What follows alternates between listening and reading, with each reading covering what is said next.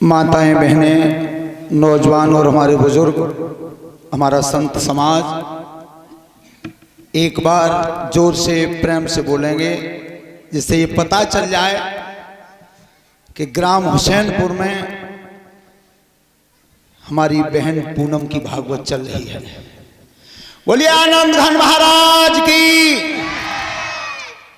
कमी रह गई। बोलिए नित्यानंद महाराज की।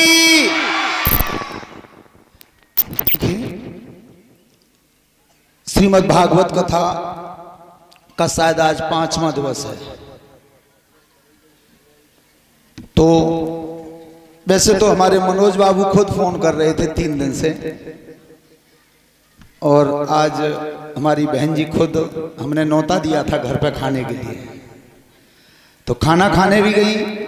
वो खुद कह के आई कि भैया 2 मिनट जरूर आना। तो श्रीमद् भागवत कथा में जो प्रसंग चल रहा है भगवान श्री राम के विवाह का, बहुत अच्छा प्रसंग है। राम जैसा चरित्र आज तक न हुआ न कभी होगा। राम जैसा राज्य भी नहीं हुआ। किसी का अगर अच्छा काम होता है तो क्या कहते हैं, भैया उनके तो राम के राज हैं। क्यों? क्या कर रहे हो? राम के राज्य में खूबी क्या थी कि भगवान श्री राम के राज्य में 2 बात तो ये रही कि पहली बात यह है कि बाप के सामने बेटा नहीं मरा। 11,000 वर्ष राज किया भगवान राम ने। दूसरी बात यह थी श्री राम के राज्य में कि दैहिक दैविक भौतिक तापा और राम राज्य काहू नहीं। 3 प्रकार के दुख होते हैं, वो भगवान राम के राज्य में नहीं आए। और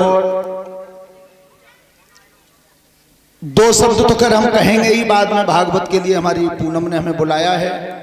लेकिन सबसे पहले हमारी माताएं, बहनें, बेटियां जो भी भागवत कथा में आई हैं, जो भी भैया लोग बैठे हैं, बुजुर्ग बैठे हैं, मेरा सबसे एक हाथ जोड़ के निवेदन है कि मैं अभी थोड़ी देर 5 मिनट सिकंदरा राव नुमाइश में घूम करके आ रहा हूं। ध्यान लगा करके सुन लेना, बहुत अच्छी बात बता रहा हूं। भूअड़ता का वो अभद्र नाच हो रहा है नुमाइश में कि अगर भले आदमी हो तो जो मैंने परिस्थिति इस समय देखी है, तो बहन बेटियों को नुमाइश में मत भेजना।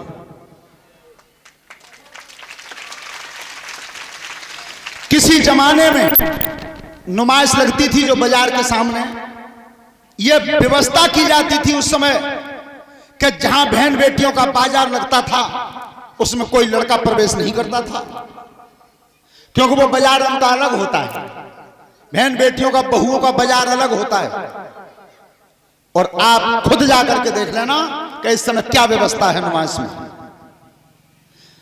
अच्छी बहन बेटियों को उस नुमाइश में से पार करना मुश्किल हो रहा है इस समय। वो अभद्र नाच देखा है मैंने अभी।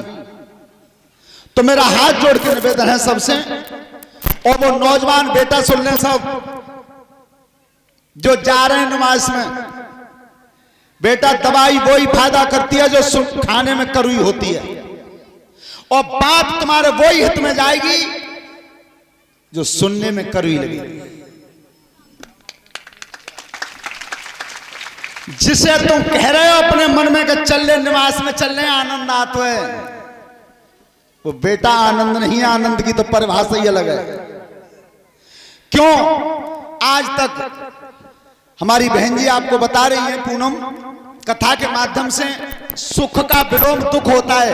महाराज जी किधर गए? स्वामी जी। सुख का विलोम दुख होता है और दुख का विलोम सुख होता है। लेकिन कोई बता सकता है कि आनंद का विलोम क्या होता है? होता ही नहीं, क्योंकि आनंद स्वयं भगवान का रूप होता है और भगवान का उल्टा कभी हो नहीं सकता। तो जिसे तुम आनंद मान रहे हो बेटा, नुमाइश में हो सकता है कि वो सामने और पर्दा के पीछे तुम्हारी बहन जा रही हो आगे, और आप वहां अगर बदतमीजी कर रहे हो तो वो बदतमीजी तुम्हारे ऊपर भी लागू है।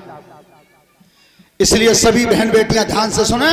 अगर नुमाइश में तुम्हें जाना है कोई सामान खरीदने तो बेटी बाजार ते आइयो, पर जामे तो बहुत बुरा हाल है, मैंने वह देखो है 5 मिनट पहले।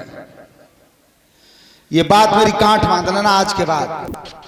रही बात श्रीमद् भागवत कथा की, तो 2 मिनट हमारे महाराज जी का हुक्म हुआ है।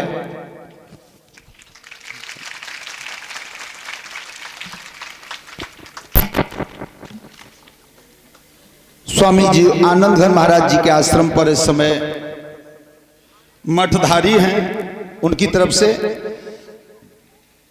तो हमारी पूनम बाजा बजाएंगी और 1 मिनट 2 लाइन हम सुनाएंगे, ठीक?